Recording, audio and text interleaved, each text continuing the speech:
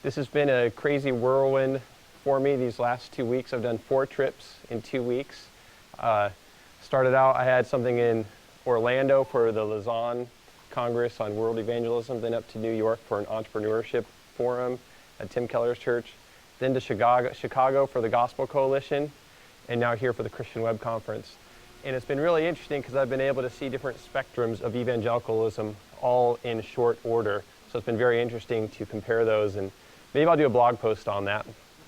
So, as Chris mentioned, I'm working on a book right now. It's going to be released next year, and it's called What's Best Next? How the Gospel Transforms the Way You Get Things Done. And what I'm going to do in that book is look at the issue of productivity, which all of us deal with every day, and look at how the gospel changes the way we should think about productivity and the way we go about it. Because there's a lot of books on productivity out there with very helpful things to say. Has anyone heard of David Allen's book, Getting Things Done, for example? Very helpful book in there, but there are some things that are incomplete and even a little bit off because of the lack of a biblical foundation. What I want to do in my book is hit some of the best of the productivity advice that's out there in the secular arenas, and then fill out the biblical foundations beneath it and correct it in the areas where it can be more effective for us. And I don't know of anything out there like that. And a lot of Christians, I think, would really benefit from that, because all we have to look at right now are the secular resources, which are great, and we ought to learn from them. We really ought to. There's really solid thinking going on out there, but there's more that can be done. And one of the things that can be done is, J.P. Moreland talks about this in his book, Love Your God with All Your Mind, very helpful book, and he talks about the 4 different ways that Christianity interacts with secular disciplines. And that's interesting because that can be done really poorly. We've all seen people try and come with a Christian view of this or that, and it's just a bunch of tacked on Bible verses, and it's no good at all.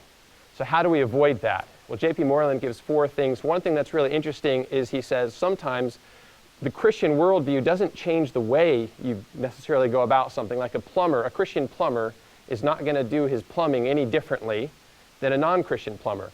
But the foundations are different and the motives are different. And it's the same with productivity, but in productivity, sometimes the way we go about things are a little different too. Here's why I bring up my book. It ties into this. One of the primary theses of my book is that Christians are to be abundant in doing good. That's what productivity really is.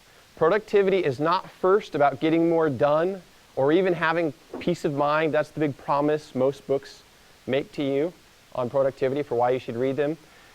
Productivity is not first about our own peace of mind or getting more things done in less time. Productivity is about doing good for others. And that goes right to the heart of the Christian ethic. Because Jesus said, "Let your light shine before men, that they may see your good works and glorify your Father who is in heaven." So as Christians, we are here on earth to do good for others abundantly, radically, and creatively. Productivity exists to help us be more effective at that. So we're at a critical juncture in history right now because of technology. More and more is coming at us at a faster pace, and that has 2 issues with it. Number one, there's a threat. It can overwhelm us and sink us. And to be honest, sometimes that's me. Sometimes I feel like I'm out on the ocean and the waves are coming and there's 30-foot waves and I'm just here trying to stay afloat. And it can be hard. We need to learn how to navigate the information glut that comes at us because of technology. But here's the other thing. There is a radical opportunity open up to us because of technology. Because now we can connect with people all over the world, and we can forge relationships with people that we can partner with really effectively. We never would have even known they existed if not for technology. We can crowdsource. Wikipedia, an entire encyclopedia, can basically be built in a few years for free by people that just get a kick out of sharing their knowledge. That's amazing. Technology makes that possible. Here's how this connects to a Christian worldview. The opportunity created by technology is that it amplifies our ability to do good. Technology amplifies our ability to be effective and abundant in doing good, which goes to the heart of the Christian ethic. In other words, technology provides You take technology and you take Matthew 5:16. Let your light so shine before men that they may see your good works and glorify your Father in heaven. Now we can be even more abundant and prolific in good works on a larger scale, involving more people because of technology. As Christians, we have a responsibility, therefore, I would argue, to figure out how to use technology to be more effective in doing good. Finding problems to solve, finding pain and difficulty to alleviate. I love Kiva, for example. What a great idea. So you can give micro loans to entrepreneurs in the developing world and help them lift themselves up out of poverty instead of just giving them a handout. So there's a way of serving the poor with dignity, and you can do it from your living room. So Clay Shirky has this book called Cognitive Surplus, and he argues, so our society became prosperous and had a lot of free time because of the prosperity after World War II and so forth, and it got wasted on television. So people would get up, go to work, come home, and they would watch TV. And he says people are getting tired of that now. And now technology opens up new opportunities for us to spend our time doing better things than television. Because people are creative. They love to get involved. We love to do things. We love to help people. And now because of the internet, we have much better options to do with our evenings than television. We can participate together in our free time to find ways to do good. And Clay Shirky calls us cognitive surplus. Now we can use our cognitive surplus to find ways to do good. One example of that technology opens is Kiva. So from your living room, you can help lift an entrepreneur out of poverty in the developing world. So all this, how does this all relate to the Christian Web Conference and websites? Well, websites are a form of technology, right? This tells us why websites exist, therefore. Websites exist as a means of doing good and serving our neighbor for the glory of God. That's why websites exist. Therefore, this way of thinking has to transform the way we think about our websites and the way we do them all together. So we come to this. How does this transform the way we do our websites? I want to argue one thing. I want to focus on one thing, and it's called usability. Most of us, and here's how I get there. Most of us as Christians are very concerned about the content of our websites. We want it to be biblical and gospel-centered. Does anybody disagree with that? Does anybody want to have unbiblical content on their website? No. Okay. Nobody wants that. But how often do we think about how the gospel impacts the way we go about our website altogether? How often do we think about the way the gospel affects not just what we say on our sites, but how we say it and how we build our sites and how we develop our strategies behind our sites and for using our sites? How often do we think about that? Not very often. I'm going to argue the gospel has something to say not just about what we put on our sites, but how we go about our site strategy altogether. So that's my point. That's what I want to talk about.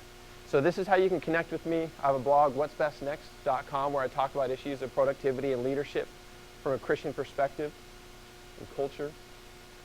Facebook, Matt Perman. Twitter, follow me on Twitter. I've been tweeting this conference. It's been fun.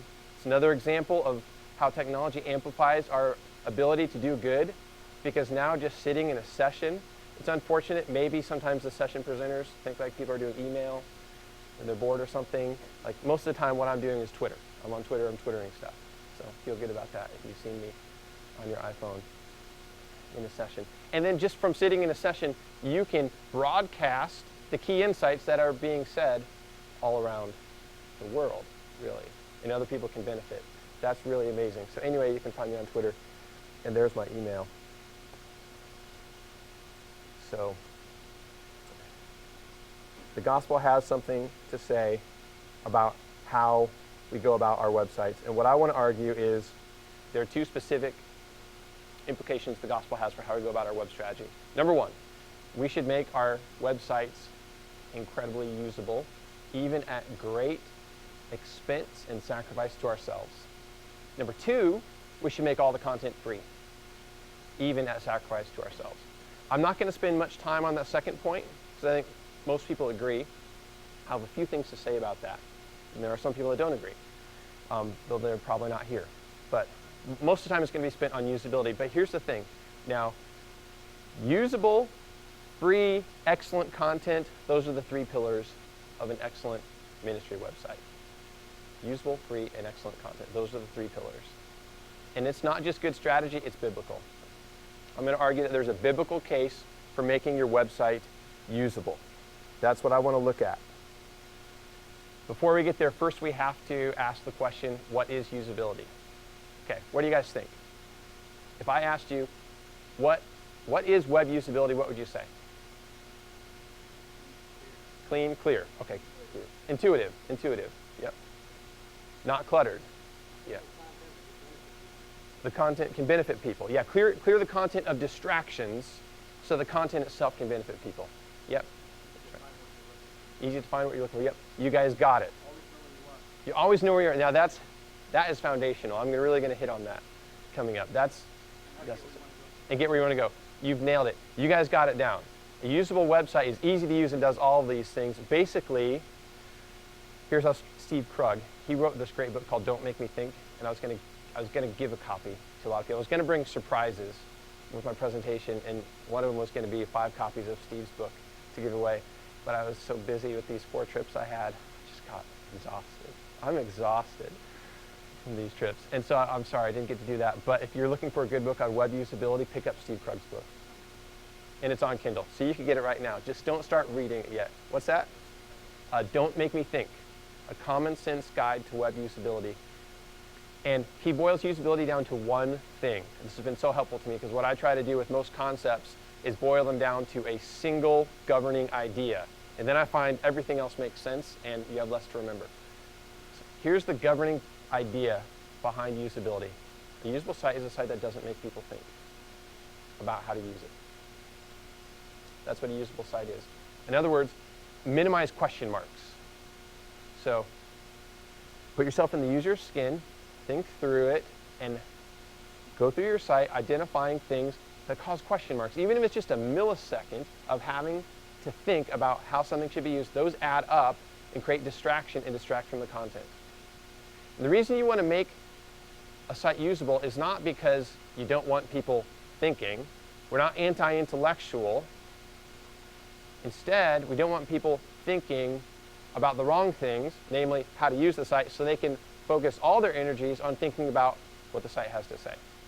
So we redesigned the Desiring God website back in 2006. It was a major redesign from the ground up. We had all this great content, 25 years of John Piper's sermons in manuscript form, and then all this audio, but the site wasn't very easy to use. So the primary objective of this redesign was make the site easy to use. And I came into this role, I didn't know anything about the web. I didn't have, other than I used it, which maybe that was the most important thing. I had no training in web design or anything like that, and I'm given this role of director of internet strategy at Desiring God, and we need to redesign this whole website. So what I did, I found the 6 best books on web strategy and usability that I could find, and I read them, I took notes, and I synthesized the notes into a single document called Usability Principles for DesiringGod.org. And then that governed how we went about the site redesign for the site. And I forget where I was going with that.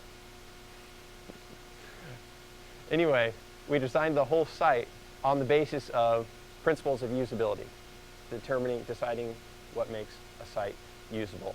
And so it was so important, it was at the core of how we designed our site. And that's kind of how I got interested in usability, how I came across Steve Krug, and so forth.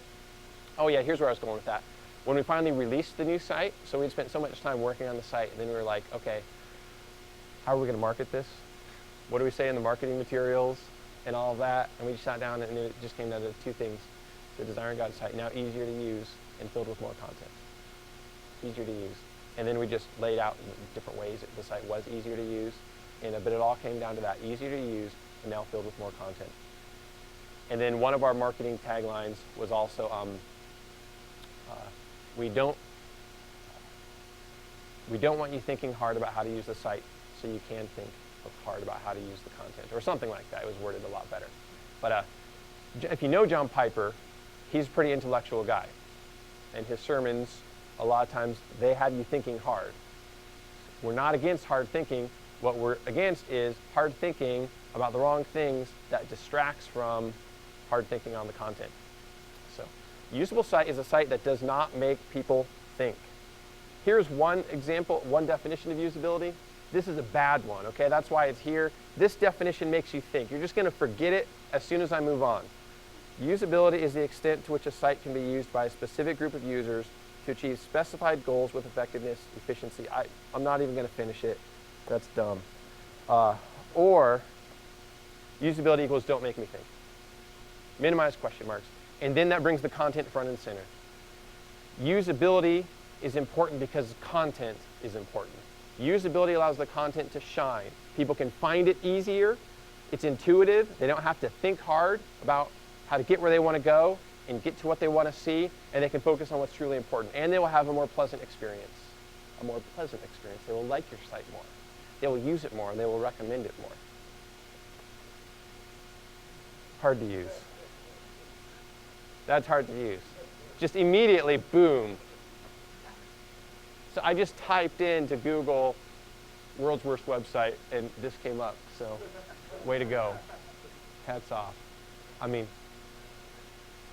some of the things they're doing wrong, I mean, it's just so many. I mean, all the different colors of fonts, red background, making any text hard to read, no matter what color you put that in.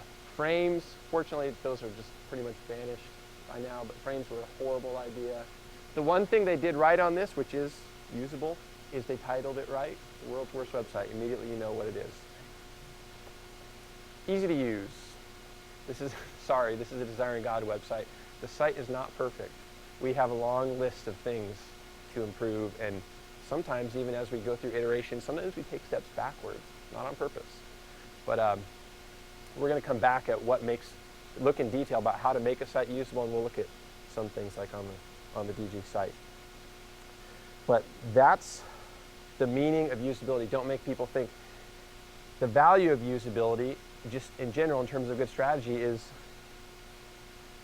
it allows your content to shine, as we talked about. Or here's how Krug puts it. He argues a usable site just makes everything seem better. He compares it to good lighting in a store. Let's see. Here's a quote. Here's what Steve Krug says. Making pages self-evident is like having good lighting in a store. It just makes everything seem better. Using a site that doesn't make us think about unimportant things feels effortless, whereas puzzling over things that don't matter tends to sap our energy and enthusiasm and time. If your site's not usable, you're causing problems for your user. Now, I'm going to talk more about that when we get to the biblical case here in just a couple minutes. You're causing problems for your user. They're going to be less satisfied with your site. They're not going to benefit from the site to the extent that they can, because they're not going to find what they want, and they're just going to be frustrated. They're probably going to use it less. They're going to leave it sooner. If your site is usable, on the other hand, they will find what they need. They will have a more pleasant experience in general. They might not even know why the experience was pleasant, because users, they're not analysts. Users don't always know why they like something, and that's okay. So by the way, one way to make your site, not to make your site usable, is don't do a survey of users saying, what would make this site more usable to you? That's not the way to do it. Krug talks about this. He says the way to do it is watch real users using the site. Watch how they actually use it. See where the roadblocks are. Look at how people actually use it. And this is important. Usability doesn't come from just sitting back in your office and saying, what would make this site usable?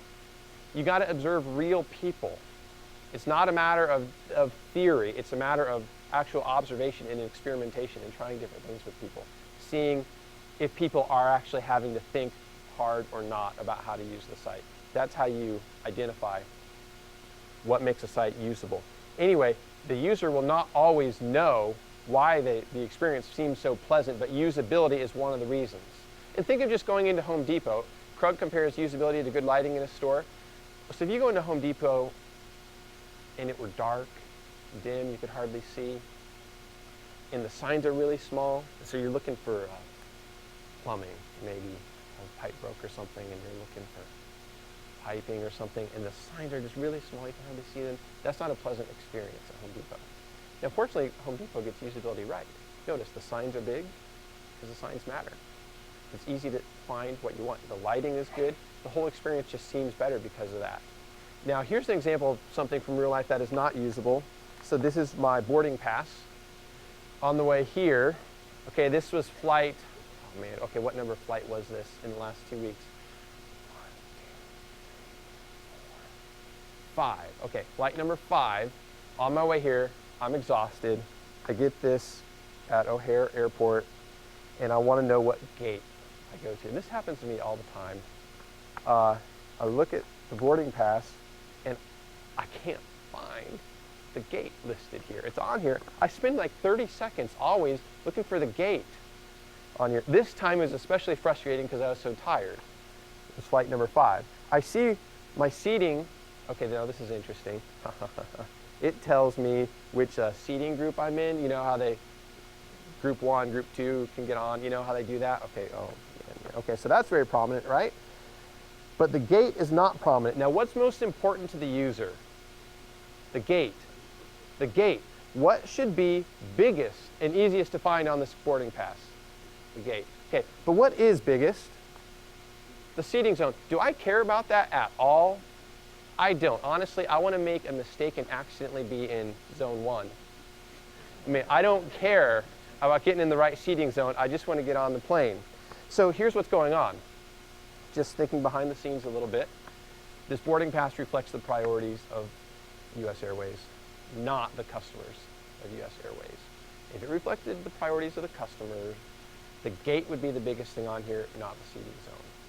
This is a lesson in usability. Usability means putting your user first. Thinking first what's important to the user, not you. You go last. You go last. And guess what? You will benefit more when you put yourself last. Because you won't have people up here talking to a group of 50 people on how you blew it in customer service. Instead, you might have people talking about how much of a joy and pleasure it is to work with your company or organization. So ironically, put yourself last, you benefit. Put yourself first, sorry, I hope I never have to fly U.S. Airlines again, U.S. Airways.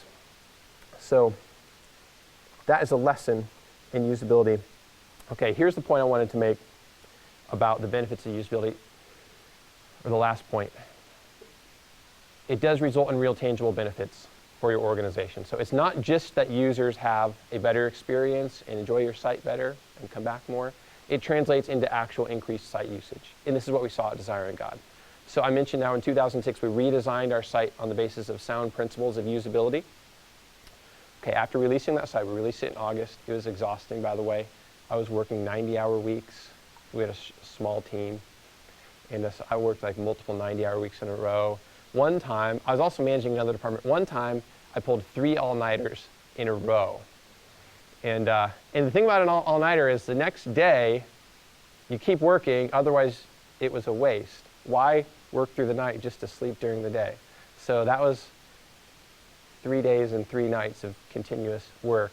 This is the way things are in nonprofits and ministries, by the way, because there isn't a lot of money going around. There aren't a lot of, therefore, people to staff, and we got to do things on very short staffs with very small numbers of people, and sometimes that just means you got to gut it out. And that's what got me interested in productivity, partly, by the way, because I was like, there's got to be a better way to do these things. But anyway, we released the site at the end of August in 2006, and within 4 months, visits increased 99%, audio listens increased 356%, and page views increased 359% within 4 months. So the building of the site on the basis of sound principles of usability had a massive effect. It basically quadrupled page views and audio listens within 4 months. We put the user first. That's a core principle of everything we do at Desiring God. We don't care. Sometimes we say we don't exist to exist. A lot of organizations, they have a self-protective mindset. They're first concerned about protecting themselves and keeping themselves from harm, even to the point of making things harder on their customer and even their employees. We have the opposite mindset at Desiring God. That's one of the reasons I love working there. We don't exist to protect ourselves. We exist to serve, and that means we put other people first, our web users first, even the employees first. Everyone else comes first, not us. But then what happens, and there's a biblical pattern here, what happens is we end up benefiting from that. And there are verses all over the place, and I wish I had time to go into these, but like in Proverbs, for example, says, he who waters will himself be watered. So if you are abundant and seeking to do good for others and putting them first, God will take care of you. Secular people see this everywhere. You can read a lot of secular books and they make the point, you got to put your user first. And in any business, you got to put others first. Keith Ferrazzi, a great guy, he wrote a book on networking called Never Eat Alone. Really, really fantastic book. And I don't know if he's a Christian or not. It's not a Christian book either way. But he makes the point, networking is not first about making yourself more successful. It's about making others more successful. So here he is writing a secular book and he's making the point, in order to succeed in the area he's talking about, networking, you got to put others first. And lo and behold, that actually makes you a more effective networker, so to speak, by putting others first. Secular thinking observes this, that it notices this. It's a biblical pattern that God put in the universe. And what we are aware of is the foundations behind that. We know why this is. We'll talk about that a little bit. And we know there's more. There's more. This is an echo of something great, of something really, really great. But if we don't think about, just a slight excursus, if we don't think about secular and practical matters from a biblical point of view, we will miss that. We will miss that. And the world will miss out on it. Jonathan Edwards, by the way, has this great sermon, I forget what it's called, The Excellency of Christian Knowledge or whatever. He argues that Christians should know the Bible so well that they think about everything in life from the perspective of a biblical worldview. Everything. That we know the Bible so well that we are able to use our critical judgment to think biblically about everything. Everything in life. And that's exciting. It can be done poorly. Everyone's seen it poorly. I mean, anyone can think of a book they've seen in the bookstore, picks it up, and is talking about leadership principles from Jesus, and it just is really, really bad. Don't do it poorly, though. Do it well. Dan Cathy is a great example. I loved listening to him yesterday. So, anyway, usability is good strategy. It's recognized by those just in the mainstream general area that, yes, it's critical, really important. We've seen the results at Desire God. I commit it to you. And I especially commit it to you biblically, and that's what we're going to talk about next.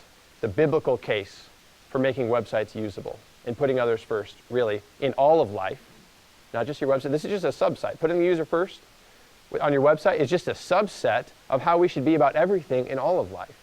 Career, you will be more effective, and this is not about ourselves first, but you will be more effective in your career if you put others first. Keith Ferrazzi talked about networking. You'll be more effective if you put others first.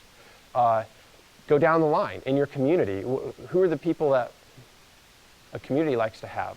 People that are there to serve and make things better rather than take and receive, primarily. I mean, everywhere. You could go through all of life, and effectiveness comes from putting others first. Now, here's where that can go wrong, though. We can then make it all about us. Oh, okay, so I'm just going to put the Bible in service of my own welfare. I want to have an ease and a comforting life, so I'm going to put others first. So I have a easier life, and I'm more successful and feel better about myself. That would be a big mistake. That goes down the road of the prosperity gospel, which is horrible. Here's the thing, absolutely horrible. Here's the thing. First of all, there is suffering. It's not always going to go better for you when you put others first. Not always. You do it anyway because it's great, and Jesus did it, exemplified it. It's not always going to go better for you. But second, when it does, when things do go better for you, it's not so that then you can now turn around and spend the results of that effectiveness, whether it's financial or whether it's, whatever. It's not so that now you can just benefit from that yourself. It's so that you have more to give.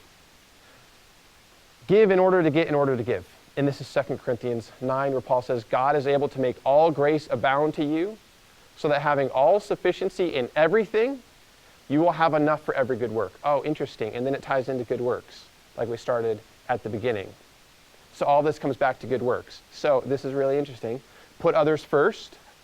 Most of the time, though not always, the result will be you're more effective for that. And then what do you do with that increased effective? You turn it right around to serve, even at cost to yourself. And God just keeps it going. More comes back, you give it away to serve, make things better for others. And there's joy in this. The Christian ethic is not, oh, just put others first and live a miserable life. Just be a martyr. Oh, things are so hard for me. I just do all this stuff for other people. And the Christian life is a life of joy. And the ultimate joy is not joy in cars, houses, and things like that. The joy is in doing good to others, is being a conduit of the grace of God to benefit others. That is joy. So I'm going to talk about this in my book. It's one of the key points. Most of us, so when I talk about productivity in my book, I'm going to say it's really about serving and doing good for others, not ourselves. And most people are tempted to turn off there and say, well, that's boring. Service is boring. And that's Elizabeth Elliot's fault. Just kidding. If you're familiar with her, she writes a lot of books, especially for young women. And when my wife, who was then my wife-to-be in college, and I were dating, she would read Elizabeth Elliot books, and I would always be afraid that she would be like, I don't need a boyfriend, I'm just going to leave you behind. And Elizabeth Elliot can have this reputation for being a little unemotional and just do it, emphasizing duty. And I think her and Piper had a discussion years ago about, Piper said, we are obligated to pursue joy. And she said, we're not obligated to pursue joy, we pursue obedience in the Christian life. Obedience. And she came around, she understood, because what Piper said, well, that's a category mistake. It's like saying, should we like fruit or apples? We're commanded to pursue joy. Joy, so if we pursue obedience, we're pursuing joy because God commands us to pursue joy in Him. We have a moral obligation to pursue joy in God.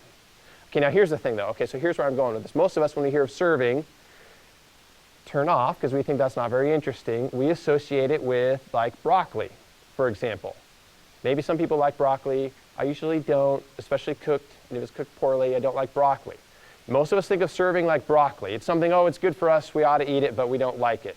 Or like when you were a kid playing Nintendo, if you had a Nintendo back when you were a kid, and your mom wants you to help fold the laundry, and you just want to play Nintendo.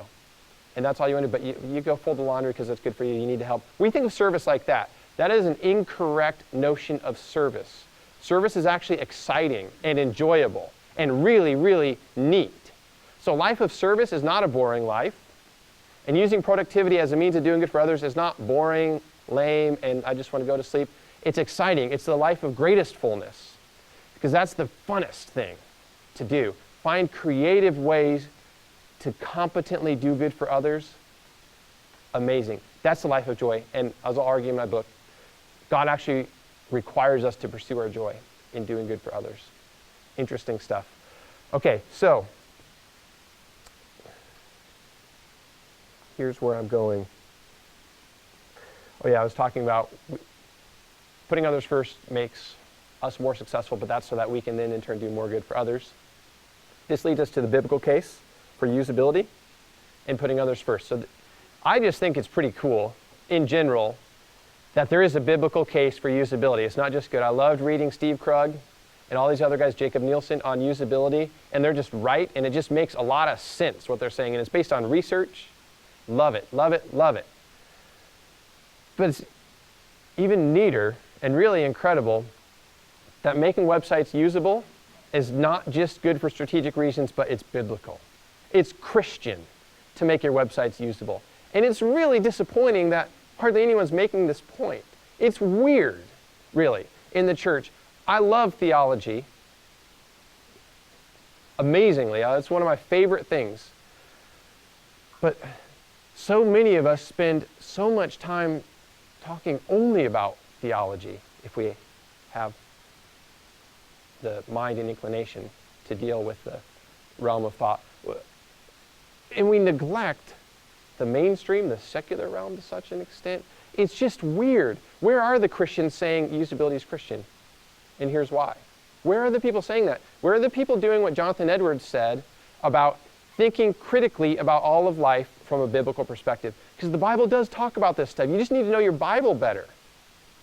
There's really amazing stuff in the Bible. When do we think we're supposed to do this? Okay, I've got up here, love your neighbor as yourself. When are we supposed to do that? Is that something to put in our tickler file for next week on the someday maybe list? Someday I might be walking down the road and there's going to be a guy here laying and he's just got robbed by thieves and he's going to need my help. Parable of the Good Samaritan, right?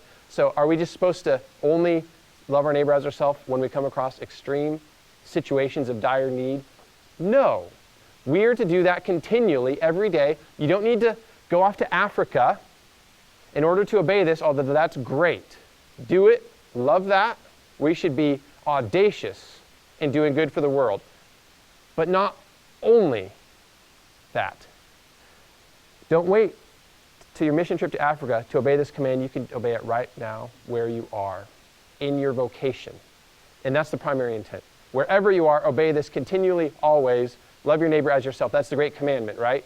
On this depends the whole law and the prophets. First part of the great commandment is love God with your whole being, and then love your neighbor as yourself. And that's interesting.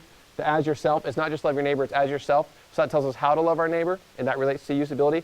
And then here's another statement of the great commandment from the Sermon on the Mount. Whatever you wish others would do to you, do also to them, for this is the law and the prophets.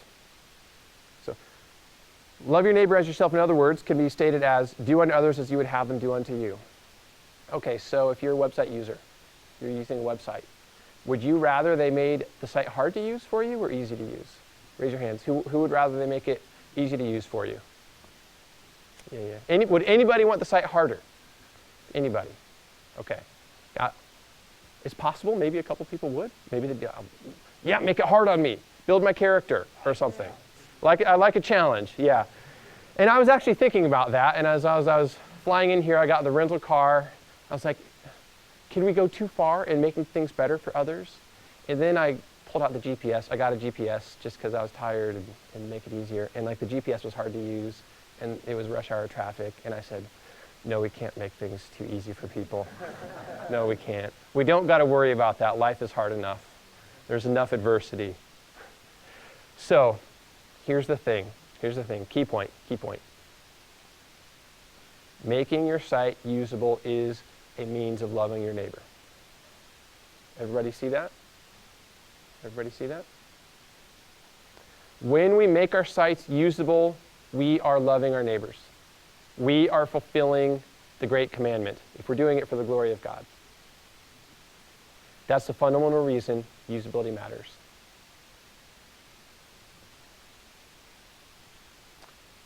The as yourself is really significant because it tells us how we love others. We don't have to think abstractly even. Oh, what does it mean to love others? Think about how you love yourself. Okay? So how do you love yourself? Do you only meet your extreme needs? Because someone might say, yeah, love your neighbor means, okay, but your neighbor's in extreme need, go help them. Okay. Do you treat yourself that way, though? Like, if it's 11 o'clock, you're getting hungry, you say, yeah, well, maybe I should have lunch. You know what? I'm not starving, though. You know, I'm still pretty healthy. I'm just going to wait a couple days to have lunch until I really need it. Well, you don't think that way. I mean, I'll be walking through an airport, and I'll just see a new type of drink or whatever. I'm like, that's cool. I'm going to try that. And I'll just drink a few sips, like if I'm trying to be healthy, and I throw it away. That's terrible. No, it's not. It's worth the experience. It's just neat. It's just worth trying out. We love ourselves. We don't wait till we are in extreme need. We meet our needs right, usually, when we know we have them. And we do it energetically. So I'm not like, oh man, okay, I'm hungry. Shoot, gotta go have lunch. This is terrible. I can't believe I have to do this. Instead, we apply energy and creativity even. I'm not just like, okay, what's the worst thing I can eat today? I think, what would I like? What would be a fun place to go, especially when I'm on a trip? I'm like, what would be an interesting place to go out to eat that I can't go to back home? We apply creativity to meeting our own needs and energy. We'll drive places.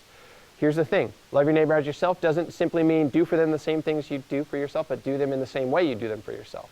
If you apply energy and creativity to meeting your own needs, do that to meeting the needs of others, including your website users. Takes us to the next step. Making sites usable is not only a matter of loving our neighbors, it's also a matter of serving. And that's really just another angle on loving, right? Because serving people is loving them. But it brings out a neat angle on this. And there are lots of passages on this. So Matthew 20:28, Jesus left an example for us. Jesus was not just an example.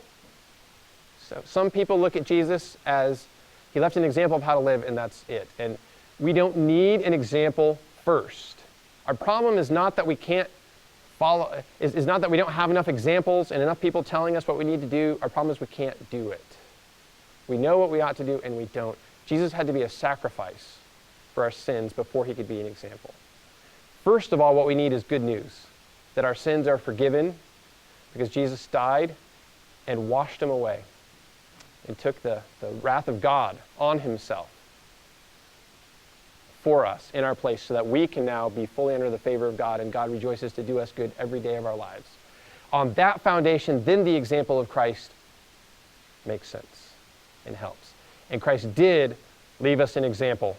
And here he tells us part of it in Matthew 20:28. For the Son of Man did not come to be served, but to serve, and to give his life a ransom for many. Okay, now interesting. First, notice he's not just an example. Jesus himself bases his example on the fact that he's not just an example, but a sacrifice for sins, and to give his life a ransom for many. So he ransomed us by his death. And now we can follow his example, which is that he came not to be served, but to serve. Jesus came to serve, not be served. Does everybody get that? Did Jesus come to earth to do good for himself? No. He came to earth to do good for us, perfectly. And you know what? He gets excited about it. He's fired up about doing good. He's always, all day long, thinking about ways to do you good. Psalm 23, which most of us probably learned growing up, you know how it says, surely goodness and mercy will follow me all the days of my life? Do you know what that means? Follow there, that's a weak translation. Pursue is a better translation. Goodness and mercy will pursue me all the days of my life. Who's pursuing you with goodness and mercy? God. He's excited about doing good to us. Gets fired up about it. Psalm 23 there, goodness and mercy will follow me all the days of my life, is just an Old Testament way of saying Romans 8:28. God causes all things to work together for good to those who love him. So God is fired up about doing good for us. And he does it even at cost to himself. He came not to be served, but to serve. And here's another way to put it. Romans 15:2-3. So now Jesus held himself up as an example there. And now Paul draws out the example for us, even explicitly. Let each of us please his neighbor for his good, to build him up. For Christ did not please himself, but as it is written, the reproaches of those who reproached you fell on me. So Jesus did not please himself, and let us follow his example. So Paul is explicitly saying Jesus didn't merely act that way in this story. He really did leave an example for you. Put others, serve your neighbor for his good, because that's what Christ did. Follow Jesus' example. Serve others. Now notice, okay, and here's the unique angle that these texts on serving bring out. Christ not only served us, but served us at great cost to himself. He served us even to his harm. Because that's the text Paul uses to cite the fact that Christ did not please himself. The reproaches of those who reproached you fell on me. So the punishment we deserved for our sins, Christ pursues our good to such an extent that he said, I'm going to take that. And that was at sacrifice to himself. He pursued our good even at sacrifice to himself. And we are to do the same. In other words, we aren't simply to pursue the good of others when it's convenient and easy for us, and when it doesn't hurt us. We are to pursue the good of others even when it is painful and causes suffering. There's another text on that. Let no one seek his own good, but the good of his neighbor. 1 Corinthians 10:24. Skip that one. Philippians 2:4-7. Let each of you look not only to his own interests, but also the interests of others. Have this mind among yourselves, which is yours in Christ Jesus, or some translations say which was in Christ Jesus. So this was Christ's mind, who made himself nothing, taking the form of a servant. So look out for the interest of others, not just yourselves, just as Christ did. And Christ took the form of a servant and humbled himself even to the point of death on a cross. So he put others' needs before his own, even at cost to himself. So how does that apply to website usability? We go from the death of Christ to usability. But it relates, and it has to, because this is where we live. Here's how it relates. It's hard to make sites usable. It's hard. But do it anyway. Do it anyway. Don't be, so a lot of organizations, I see this, I even see it in, oh gosh, even some people I know think this way. I hate it. Maybe I'll write a paper for them or something. They just think, oh, it'd be hard to do it that way. So let's not. Let's just do it this way. And they're making a compromise. They're compromising the user to make things easier for their organization and themselves. That stinks. Don't do that. It's not Christian. I know we can't literally do everything. We can't do everything. Okay, we have limitations. But boy, your mindset has to be first for others, not yourself. That's your default. Your default is, what do they need? And how do I spend myself to do it? So, one of the reasons sites are hard to use is nobody wanted to put in the time to figure out how to make it usable. Or it was hard. They came across an obstacle and they were just like, this is good enough. Let's put it out there. They saved themselves time, but cost their user time. Is that following the example of Christ? Not very well. People do this everywhere. My house, for example. So 2 years ago, we moved, we bought a different house.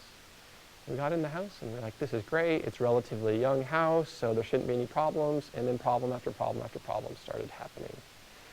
Because the builders took shortcuts when they were building the house. That's great, saved them money, right? You saved them time, saved them money. Yeah, at my expense. And you know what? I've got less of a capacity to deal with those problems than they did as the builder.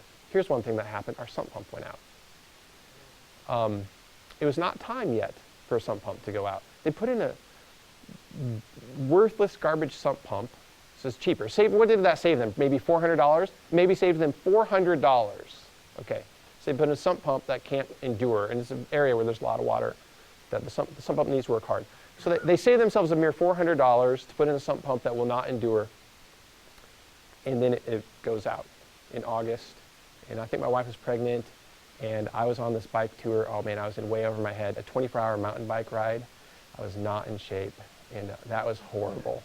Oh man, I could tell stories about that. And then I was in at night, and it goes through the night, and my headlight on my bike went out, and so I had to take out my iPhone, and I used my iPhone as a flashlight so I could see where I was going. Anyway, we're in the midst of all this going on, and we've got 2 kids, and she was pregnant with 3 on the way, and the sump pump goes out. And then we got to deal with that. Unfortunately, there was insurance, obviously, but there's all that hassle and pain, and the cost to insurance was something like $10,000, and there's all of our pain and hassle, and that was so that the builder could save maybe about $400 on the sump pump. And yeah, am I reading between the lines looking at this? Yeah, but I know how things work. And here's the thing about the builder. Okay, there's lots of other things. There's on our street, 3 or 4 other people's sump pumps went out. One people, their sump pump went out 3 times. Something went really wrong with them because they chose the next sump pump, and that went out a week later, and then the next one, that went out too. So their basement flooded 3 times. Each time it was crazy. Really too bad for them. But this happened all over our street, and what the builder was doing was making things easier for themselves but harder for us. And of course, they ended up going out of business. They got a terrible reputation. They went out of business because they're putting themselves first. Here's the point, going back to web usability. Don't be like that.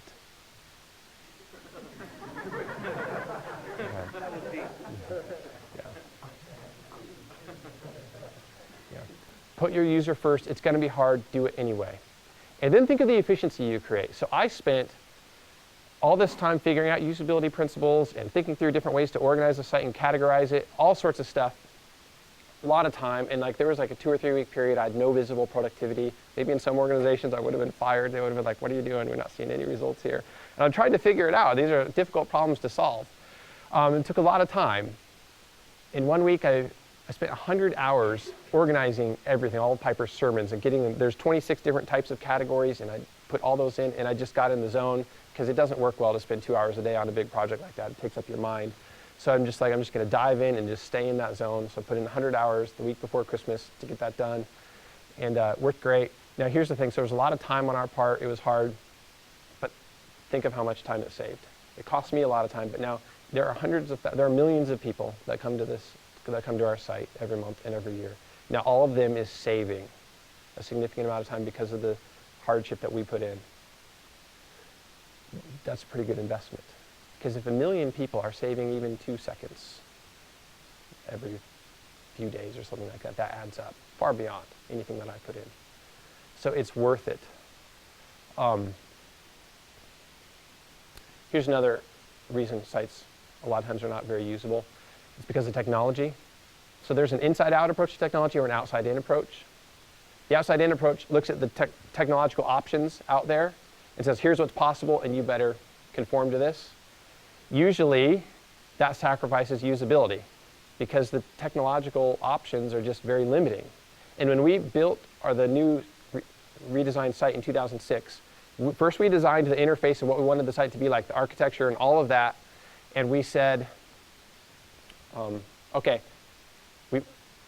now we need to get the technology that's going to make this possible, and we didn't know how to build that ourselves, so we found a firm out of Canada we outsourced with, and what we said to them was, build the technology that makes this possible. Here's what we want the site to do. Build the technology that makes that possible. And they'd sometimes come back to us and say, well, it's going to be hard to do that, and just out of the box, the stuff we have would have you doing it this way. And we'd say, no, that's going to sacrifice usability. That's an outside-in approach. Looking at what technology makes possible and is already able to do and conforming to that, and then sacrificing the user, that's an outside-in approach. Don't do that way. Instead, we said, nope, we just held the line, and we said, nope, just build something out that's going to do what we need it to do. This is an inside-out approach to technology, defining what we needed to do and what will benefit the user, first of all, and build the technology to enable that. Inside-out approach to technology, that just corresponds to the biblical ethic of putting others, in this case your user, before yourself. And yeah, it was more expensive, and it was harder. It was really painful, especially with a short staff, and we interacted with this company, and it was a lot of work. But it was worth it because we ought to be putting others before ourselves, even at cost to ourselves in our organizations. So take an inside-out approach to technology, not an outside-in approach to technology. Just a few other thoughts here, and then we will be done. So good usability is a matter of loving your neighbor. It's a matter of serving your neighbor. And number 3, good usability adorns the gospel. Shows the users that you care about them. And this goes to Dan Cathy's talk yesterday, which is fantastic at the Imagination Summit. He brought up Matthew 5:17. This is really interesting. Did you notice how he quoted it? So he's talking about a chicken restaurant. I don't get too fired up about chicken. I like Chick-fil-A. We don't have one in Minneapolis except in a hard-to-access spot, and that's a big loss. I don't get fired up about chicken, but I got fired up about what Dan Cathy had to say, because he's right. He's applying Christian principles to the way he does his business, and he's doing it in the right way, not a hokey way. Now, did you notice when he quoted Matthew 5:17, how he quoted it? Because the verse actually says, let your light so shine before men that they may see your good works and glorify your Father who's in heaven. And does anyone remember how he quoted it, what he actually said? Parking lots. Yeah. Let your light so shine before men that they may see your clean parking lots. And he was really excited as he said that. And you know what? Is he misquoting? No. He's doing what Jonathan Edwards says. Apply the Bible to every area of life. That's what Jesus means. Good works are not this ethereal thing out there. Maybe every 2 weeks I get to do a good work. Good works are what you do every day. I have a whole chapter in my book that argues a good work is anything you do in faith. Anything you do. This transforms our daily work. Because here's what this means. When you're doing email, are you just doing email? No. If you're doing it in faith, you're doing good works. Good work is anything you do in faith. And you can draw this out in Ephesians. Paul even applies this specifically to our work and calls our work a good work. And that ties back to Ephesians 2:10 where it says God created us in Christ for good works. Our daily work is a good work. So when you're answering emails, when you're going to meetings, you are doing good works. In 1 Timothy, Paul refers to raising children as a good work. And that's very exciting for us because we find it exhausting. And it's good to know these are good works. Good works are not something you do every 2 weeks. It's not something you do when you get a chance to go to Africa on a mission trip. Those are good works, but that's not only what good works are. Good works are what you do every day, anywhere in faith is a good work. So here's what this means. If you want to live out Matthew 5:17, you don't have to first say, okay, who can go on this mission trip with me? Or I better be a pastor. If I want to do good works, I better be a pastor. Instead, you say, where am I at every day? What's my vocation? Maybe it's web design, maybe it's web strategy, maybe it's just in an organization that has a website. And say, okay, what's before me? What's the work I have to do before me? Okay, it's this stuff. How do I do that in a way that serves others and thus lets my light shine that others may see it and glorify God who's in heaven? Here's how this applies to web usability. You make your website usable, that's a good work. And that will bring honor to God if you do it in faith. If you want to live out Matthew 5:17, don't wait until your church organizes that trip to Africa. Start doing it right now.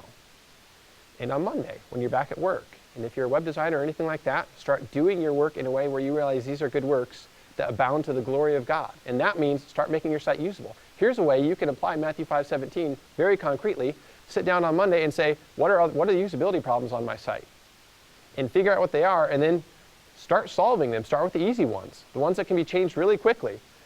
And find ways to do that. And you're fulfilling Matthew 5:17 because you're doing your work in a way that benefits others. You're doing it for the good of others, not first yourself. And if you do it for the glory of God, do it in prayer, do it in faith.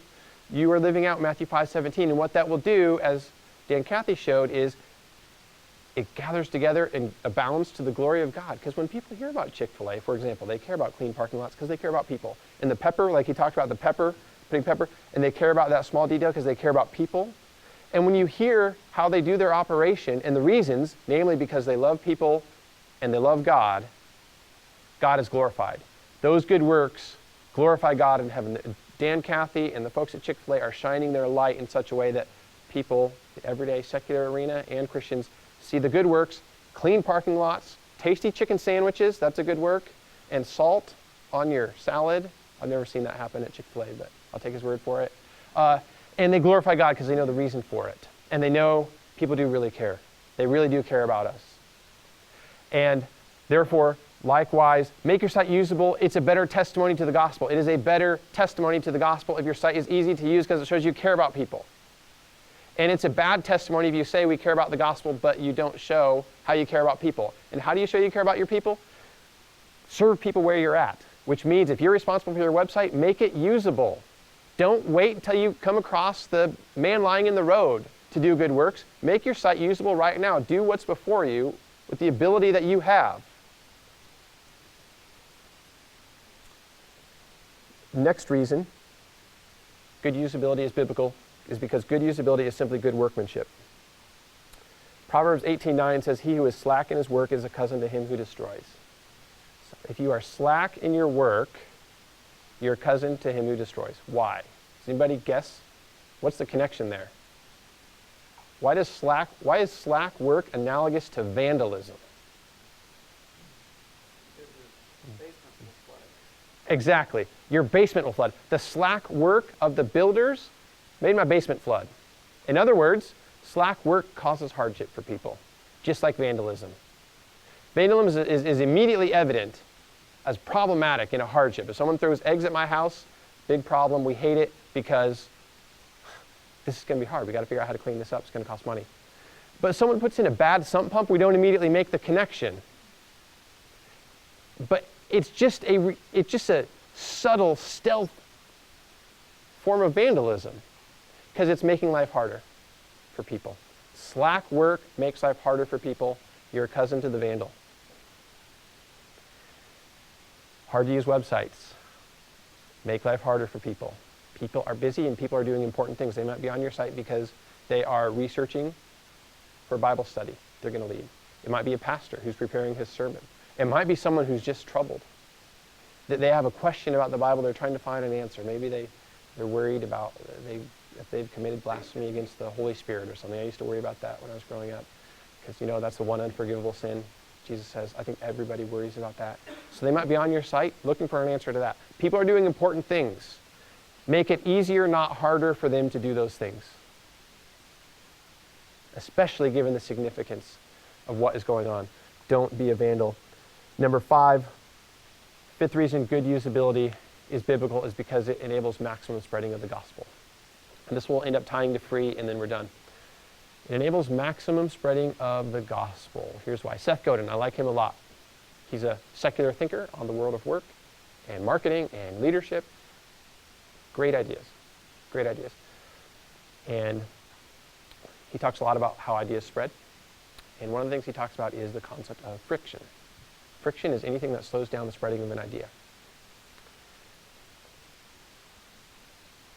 Bad usability creates friction.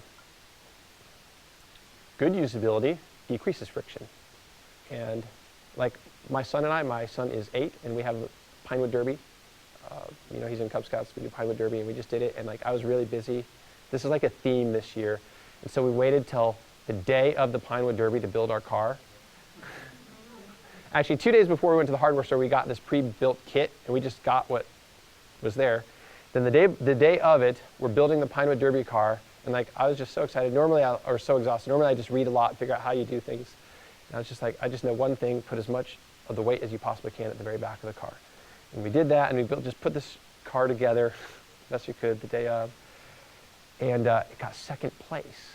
It would have been setting records, except there's this other guy who made a car even better. But we just knew one thing: put the weight at the very back, and it was kind of sloppy. We did the best we could with the time we had. But it got second place and would have been breaking records if it hadn't been for this other guy. Here's the amazing thing. So the thing we did right, put all that weight in the back. That was the secret. Here's what we didn't do. We didn't have much time to sand it down and make it smooth. That's why we lost to this other guy. Now here's the thing. When you sand down that car and make it smooth, you reduce friction. Friction of the air. Friction slows down the car. The people who sanded it and made it smooth, reduced friction, they won. Same with ideas. So ideas that spread win. If you want your ideas to spread, and we have the most important idea, reality in the world, which is the gospel, you need to minimize friction. And that's our aim as ministries and Christian organizations, right? It's spreading our ideas. It's spreading the truth. So here are two things that create friction and slow down the spreading of your ideas. One is registration, requiring registration. So because if someone shares a link to something on your site, but you're requiring registration, and the person who received that link has to register to sign in, usually they're just going to go on and do something else because they don't have time. It might only take 30 seconds, but people are so busy. Remember at the beginning I talked about the challenge and opportunity of technology? Well, the challenge is we just got so much coming at us. It's so hard. Especially you get home and now you have these young kids, they're clamoring for attention and they have needs, and having to spend 30 seconds to register on a website stinks. It's a big deal. We don't say, oh, the users better buck it up. What's 30 seconds? No, just conform to them, treat them well. Okay, so requiring registration creates friction, slows down the spreading of your ideas. So websites should not require registration if your goal is to spread, and it should be. And then hard to use websites create friction. If people can't find what they need, they're going to use your site less. And that's going to have a compounding effect. Because as less people use your site, or use it less, they share it less with others, so less people hear about it, and thus less people hear about it in order to share it, and it has a compounding effect. But minimize friction by eliminating registration and making the site usable, and it'll have a compounding effect in the positive direction. And your site will grow, and we've seen the benefits of that at DG, and everywhere. I've talked to people, they listen to Piper's sermons online. I talk to people, they're in China, and they say, we don't have a pastor, and but we listen to John Piper's sermons every Sunday, and we just get together and do it. And all around the world, his sermons are spreading because, in part, well, first, they're just really fantastic, but also because we don't have a registration gate, we don't charge for them, charging is another form of friction, and we tried to make the site as usable as we could. So, if you want to see maximum spreading of the gospel through your message and what you do, minimize friction, or positively put, make your site very easy to use. I'm going to skip talking about how to do that because I'm running out of time. I had 5 points I was going to talk about, and I won't elaborate. I'll just list them. Number 1, remember the guiding principles: don't make people think. Eliminate question marks. Make it intuitive, as easy to understand as possible, and that happens by watching real users use the site, not just by sitting down and reflecting on yourself. Number 2, provide good orientation. You brought that up. That's the most important thing, aside from don't make me think. That's the most important thing for making a site usable. The user always has to know where they are. Nobody likes to be lost. People like to know where they are and how they can get to where they want. So you have to provide good orientation. So let me go back to the desiring God, and I'll show you how you do that. It's by having good global navigation. That's the main sections of the site. And then within each main section, good local navigation down the side. It's like the table of contents. It shows what's in the section and makes it easy to get there. And you got to make the categories right. Like most people do horrible categories, I'm sorry. But most people are really bad at creating categories. They make categories that aren't mutually exclusive, for example. And they make mistakes like apple and fruit. Like, just learn how to categorize right.